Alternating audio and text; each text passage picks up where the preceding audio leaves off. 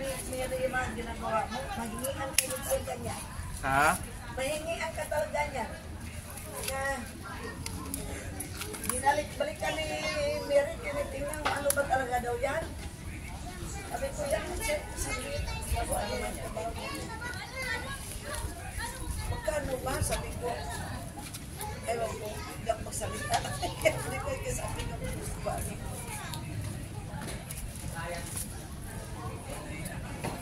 Dinadami muna niya yan. Ayusin mo muna yan.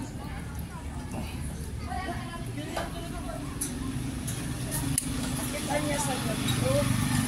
Ayan ay maganda sa loob ng bahay. Gamot talaga yan.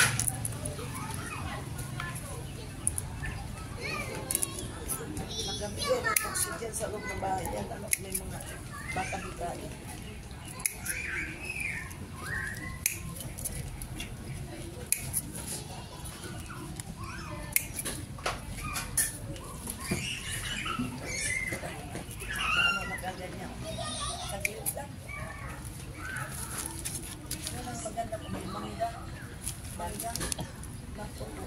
Tira.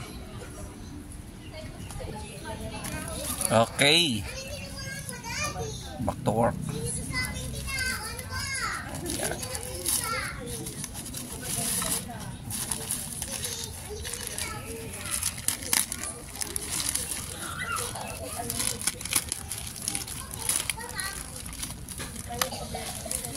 Yan na ang mga ugat. Diba? Ita-transfer po natin ito ngayon. Okay.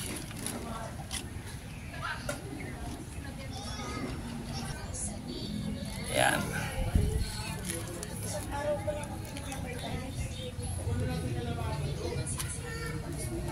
Ayan.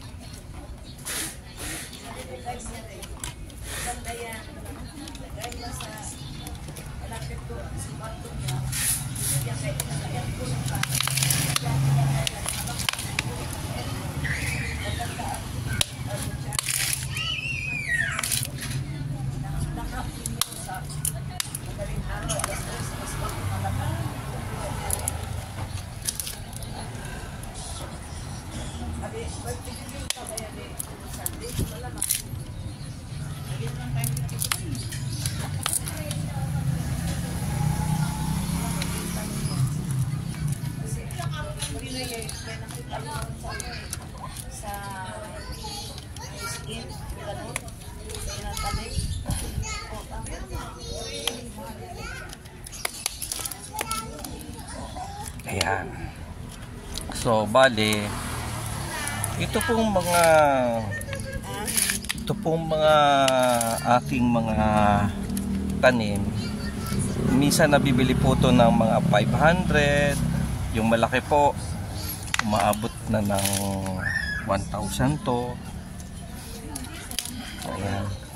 Depende po sa laki yan. Madilim naman.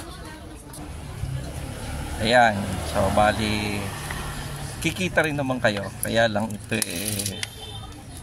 yung kauna-unahan ko pong pinakamaliit na puno nito ay bigay rin lang sa akin. Ito po ay naitanim ko ng 2,000. Bali mga 4 years na po ito. Yun po ay bago po bumagyo. Ayan. Okay. So, meron po tayong naitanim ng balete. Kaya lang, biglang laki siya Kasi sa, ano siya nakatanim? Sa malaking lalagyan. Ito po ay, gusto ko malaki po yung kanyang lalagyan. Tapos saka na lang ho natin paliitin. Kasi dapat po talaga nasa maliit lang po siyang lalagyan. Pagliit ng lalagyan, pagliit din po ng puno. Katulad po ng mga ano po yung mga naglalaki ang puno ng nyug. Minsan po ay sa maliit lang po nilang lalagyan yung nilalagay, sa maliit na pasok. Okay, so ayan na po, pwede na po to. Ayan, at ito po ay ating, syempre buhay na po to, ibebenta na. Ayan, sino po ang gustong bumili, mag-text lang po. Bahala na po kayo magpalaki nito, pagtagal po nito, pagmahal. Yan. Okay, so finished product.